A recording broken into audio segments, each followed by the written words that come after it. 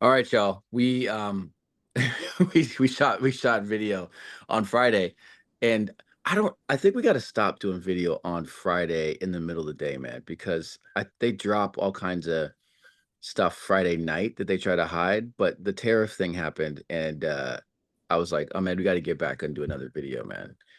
Yeah, we gotta hop on and talk about this. I literally just left a news appearance talking about tariffs and everything, and then Charles was Okay, like, "Let's go," and I'm let's like, "Let's go. go." We gotta go. And he was like, let me change out of this suit. Which we should have had in the video, maybe. We should have had like taking off the suit tie and all I should that have stuff. done a get ready with me for There you go. video with. There you go. That'll work. That works with the youngsters. Okay, so we're gonna talk tariffs real quick.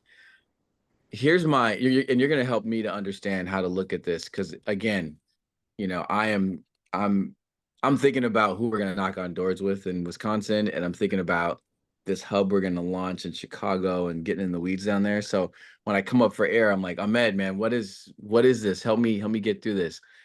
Um, I guess the top line thing for me is this is a message to the common power community. This we should be maybe surprised by the details. Maybe like if he did it to what degree or something. But so far, Trump has been doing everything that he said he was going to do, right, Ahmed? Yeah, I mean, he has been doing literally everything tit for tat, what we've been warning about, what he said he was going to do, the pardons, the extremism, the pushing the executive bounds, executive power, all of that. The only thing that was like a little surprising was like, oh, you're going to take Mike Pompeo's security clearance too? It's a little weird. But like, Yeah. other than the that, he's been doing everything he said he was going to do. And this tariff is the Okay. latest example. Okay. All right. So my message is to assume that everything he said he was going to do on the in the campaign trail that he's doing it, including the stuff that we saw him planning for that he tried to deny, which Project 2025 is in that bucket. Okay. So and what we're gonna do with this is we're gonna let Ahmed walk us through his take on the tariffs. And then we're also along the way going to learn some of the sources that he pulls from to get to some level of truth on this topic. And this is one of the cool things about talking to you, man, is that you've got all these people here like, oh, this person is a good resource for learning about this thing. So walk us through the tariffs here. Yeah, so just top line, it's basically over one third of U.S. imports. He's tariffed on our biggest three trading partners, Canada, Mexico, and China here, and it's over $1 I trillion didn't dollars realize it in was a goods. third. Yeah, China, I yeah. didn't I didn't realize it was a third. Yeah, Holy China, cow. 10% on China, 25% on Canada, 25% on Mexico, and Okay. then but lower 10% on oil imports from Canada because we get so much from them. So he's doing that, and obviously we know how tariffs work, even if Donald does not. They are taxes on the consumer, Hmm. and they have pretty negative impacts. So right here, I just pulled this up for y'all to see. This is Erica York. She's a VP at the Tax Foundation, which I found to be a really awesome resource. They've been predicting the impacts of the tariffs and his different economic plans. And as you can see, the impact essentially would be about 11 billion, 111 billion Hmm. in 2025 itself. Economic output shrinks by 0.4%. Something that's not here is 100, $830 per year annual estimate of these tariffs. We've seen other estimates as high as 3,000. But Per yeah, so family, right? That's the per that's the per cost household, per household. Yeah. per Okay. household. And so Erica York is great to follow, and the Tax Foundation, if you're looking for the impacts, you can come to here and see literally all the impacts tracked and what that would mean. Okay, so it's got go stay here, go to the top of that page here. What is this? This is the Tax Foundation's page. Okay, and this is what is this? An independent like C3 organization or something? Yeah, it's a foundation. They're A nonpartisan. foundation. Okay. Yeah, they're The Tax nonpartisan. Foundation is in Yeah, the name. Got yeah. it. All No, but right. they're nonpartisan. Okay. They've been speaking truth on this and they're pretty reliable. And they've got From the latest updates, Yep, and they then they've update. got the findings on those. Yep, they got the findings. They got the impact it could have. They talk about the impact of the Biden admin's tariffs. Okay. But basically, the picture is that it's going to be something that, if kept in place, would have wide ramifications for Americans and farmers, especially Trump's own base gets hit by this. Well, And yeah. So on that piece, just to talk about the just the blowback on and what Canada's doing or these other countries are doing. And that'll be in here later. I'm not seeing it right now, but they're gonna actually have their own response to this. Or they're and I think Trudeau mentioned it last night in a great speech. Shout out to Trudeau. yeah, If you haven't seen it, you need to look up that speech. That is one of the best speeches I've ever seen. And I well, let me say, I I don't watch a lot of Canadian politics, and I've seen the guy speak. This one really, whoever wrote this speech for him with him, this is one of the most honest and heartfelt. And it was like, man, it was magic because it was like a breakup, you know, yeah, between us and Canada. Like we've been here for you for years. We were here for you in your worst times. And this is how you treat us, and we still love you. And it was, oh my God, man, it was yeah, almost like eh, poetry. But he yeah. talked And about, go ahead. no, go ahead. You said, yeah, he was talking about the breakup, right? He's talking about the breakup, and he was talking about he was talking about the what he's gonna have to do now. And he mentioned the red states. This is where he mentioned the red states. And the tariff or the goods coming out of red states specifically. And to be honest, man, you could pull this down. This is one of the so one, we deserve everything that and it's a tragic thing that happened. But I think the second part is when he said that they're targeting red states, this is the first time that I actually thought about us as individuals and how we are seen, like Americans. And it felt like the way that some groups like all Palestinians have to own what Hamas is doing kind of thing. It felt like that. Like Americans, because even in red states, there's some good people in red states, you know? No, exactly. Yeah. But the language is like, this is what Americans deserve. You deserve this, or this is going to happen to you, and you chose this, or, red state people, you're going to be impacted by this thing, and they have to own it. Even if they didn't vote for the guy, or if they voted and it was like a throwaway vote. Now all of a sudden, like they're being targeted as people, and that was different than like someone targeting Donald Trump or like America as a an idea of a country. Yeah, definitely. And it's, Trump's base being the one that gets hurt the most by Trump's own policies, just how things have gone. Trump had to literally bail out farmers in the first term because his Yeah. tariffs hurt farms most. And yeah, I mean what Trudeau's actually doing and what they're talking about with the red state targeting, they unfortunately know Donald now, and they know he Hmm. doesn't care about people who didn't vote for him. Yeah. He knows that doesn't see blue states at Trump's threatening aid to California, right? Like Trudeau knows that Trump does not care what happens to blue states or blue or Democratic Americans. He only cares about his base. So they're targeting Trump where it hurts. They're saying Yeah. the way we know you'll feel pain, political pain, is if we target the states that voted for you. And that's how we think that that's how they think they can move him off the tariffs. Well, and I think that this is getting at something that we're going to see more of, where the ball game for what happens internationally is in America. So if you want to influence international policy, you have to play ball in America.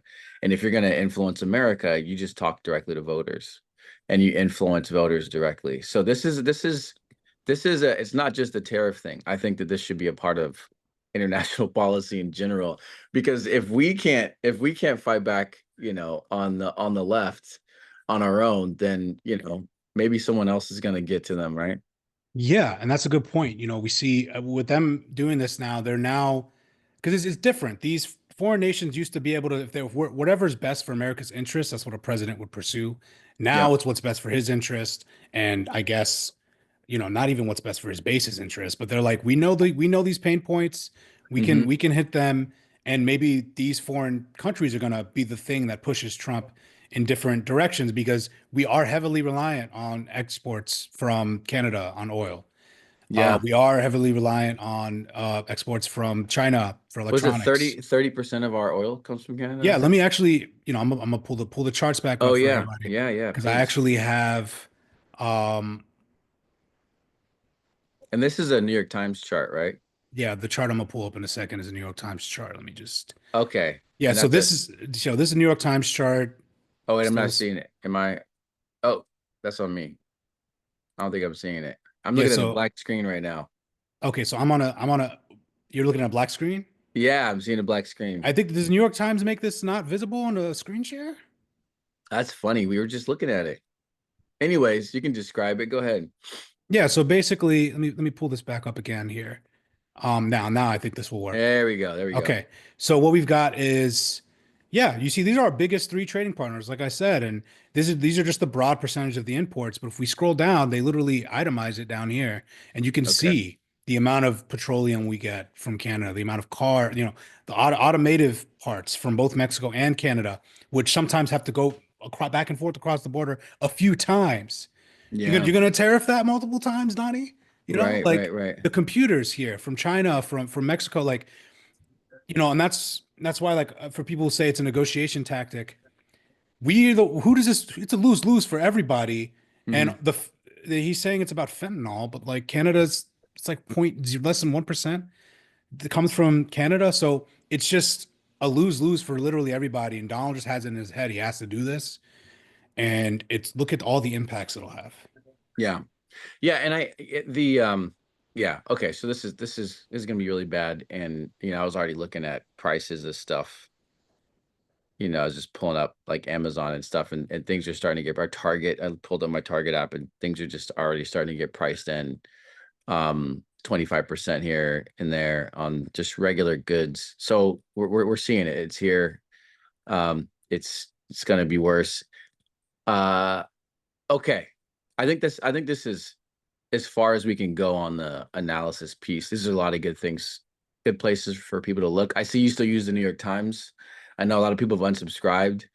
I think that I think you're missing out on a certain cut of news if you do that. I suggest that you go back and you subscribe to that. We can't afford to just dump everything that we disagree with in Totally some agree. way. There's a lot of good journalism happening on New York Times and the Washington Post, even though Bezos pisses me off. But in the same way that we need Ruben Gallego to win in Arizona and to be a Dem senator in Arizona, even though he's voting for things that I disagree with personally. So this is just the new world means you have to compromise in politics. So Yeah, I agree. And just quickly on that point, yeah, the New York Times, another thing I want to note just for people who get angry at the New York Times, the headline writers are not the writers. So the writers oftentimes get a lot of heat for their articles when they're incredible journalists, that if you read the actual article, they're spitting fire. But the headline writer just did a hackish headline, and then the writer gets all the heat. So I just want to say for anyone who's hitting the writers, like there is good content there. A lot of this is just like, you know, uh, A/B testing on what gets the most clicks, I love and that point. and that's unfortunate. But they do really good journalism still. Yeah, And I will say Maggie Haberman and Jonathan Swan and Charlie Savage, like they were on Project 2025. I was on it basically around the same time they were. They were the ones who first wrote the biggest expose about it. So yeah. people give them heat, but they Okay. do good work. So that's just my Okay, whole no, that's good. I like that. I like that. Okay, so last take though is one that you wrote about, you said last week, and then you mentioned that uh Ezra Klein wrote about it yesterday. yeah. And So that's I'm your take on like what not just the tariffs are telling you, but this first couple weeks are telling you about the Trump administration. Yeah, so on Friday, I wrote an article saying, Trump's in my newsletter, News plug. Uh, Ahmed Baba.news. Yeah, yeah, yeah, yeah. I wrote basically saying Trump's incompetent overreach is backfiring, and that, he's not as all powerful as he seems. The courts are slapping him down in some key ways, and the funding freeze is a really good example of that. And how that they were trying to overturn the Impoundment Act of 1974, and they got slapped back. And he's not being methodical about it. So that was my take, and I was like a lone Okay. voice. I was like a lone voice. Everyone else was kind of like just really upset and thinking we're drifting towards immediate autocracy. But then I saw this morning, Sunday morning, Ezra Klein dropped an essay that was like, "Don't believe him" is the title, and he's talking about how if we believe Trump's a dictator, that's what gives him that power. And Ezra also cited what I cited, which is these incompetent stumbles, the fact that they do make some of the same mistakes they made in the first term, and that although we should be definitely alert and on and mobilized, we can't give in to immediate doom and gloom. There are Yeah. key indicators that the rule of law still stands. Birthright citizenship is not ended right now because of the courts, right? So Hmm. there are indicators that he's not a dictator yet, and I think we shouldn't immediately accept him as one. And that's a part of his psyop, his flood the zone thing, is to try to get us to accept that, and we shouldn't. And the other part of that is that what he's doing is he's moving people further to us. He's pushing people towards the resistance, so to speak. But there are people who voted for him that are now immediately disappointed in his decision making. And connected to that is also the feeling, or kind of like the solution for like what we do now on the left. And I want to tell people that sometimes, in the same way that not voting is still doing something, inaction right now, or pausing or waiting and letting him kind of destroy his own image on his own is actually a strategy. That is a strategy where you just let him beat himself for a little bit. And it's not across the board. There's some people who are like actively taking action. Elected officials, you mentioned this last episode. They're the ones who are taking a ton of action. And they're the ones who are like, they're going. I saw this Tim Kaine thing where elected officials are cursing more on their social media. It's amazing. He was like, it's bullshit. I think it was the video that was about Timmy Kane? yeah, yeah, yeah, yeah. It was a video about Cory Booker posted a video showing the video that the White House put out of Trump blaming DEI, whatever, for the plane crashes. And after that, Tim Kaine's like, it's bullshit. It's on, sitting senators' social media. And this is like they're going straight to real people and they're talking to real people and they're fighting on the front lines. That's their job. They should have been doing it all along. This is how Dems should be doing for the next 4 years. That's who should be active right now, while the rest of us kind of sit back and let them shoot themselves in the foot, save our energy, and then mobilize in these key moments where we can push and make some real change. Yeah, super well said. That's, he is his own worst enemy. He's overreaching, he's stumbling, and we can like point that out, like what Chris Murphy was doing with the funding freeze and people, out here pointing out the impacts of his actions. That helps. And Yes. also it's backfiring and revitalizing his opposition. And now, moving forward, I just also want to know, historically, authoritarians, they usually take time to build popular support for things. Trump's approval is in the 40s. If we look back at dictators that, rose, I mean, Hitler had to build popularity first before he did a lot of his atrocities. Not saying Trump is Hitler at all, but I'm saying, if you're trying, Trump came in and is doing everything all at once with his only tactic is flood the zone, and Right. that is not popular. It may disorient the media, which can't focus on everything at once. But the average American right now is seeing, oh, Donnie walked in. He immediately is targeting migrants. He wants to send them to Guantanamo. That's kind of cruel. And now he's raising our prices. Um, that's not really what we voted for. We didn't vote for Right. higher prices and Right. authoritarianism. That's right. I'm pulling up this because people need to see this real quick. This is the Tim Kaine right here. That shit ain't true. It's on Cory Booker's. This is for the older folks who won't look this up on social media, but um yeah, it's time to fight, y'all. It's time to, and a part of that fight is just waiting right now and watching and letting people who are moving, supporting them, uh resubscribe to New York Times, Subscribe to New York Times, support Common Power. support Common Power, Um, jump on subscribe to Instagram, get subscribe to an my Instagram. newsletter if you want to. Oh, Um, ahmedbaba.news. I'm at Robert.news. But most importantly, tell your friends. It goes down in the group chats.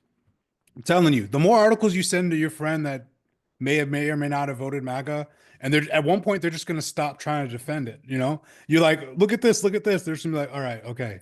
I'll admit, you're telling people to go back into the family text message chats I- and just I'm and to hit up your Trump relatives? I'm saying I'm saying try to get this is the moment to olive branch these people. Like Okay. people, community is what drove them to MAGA.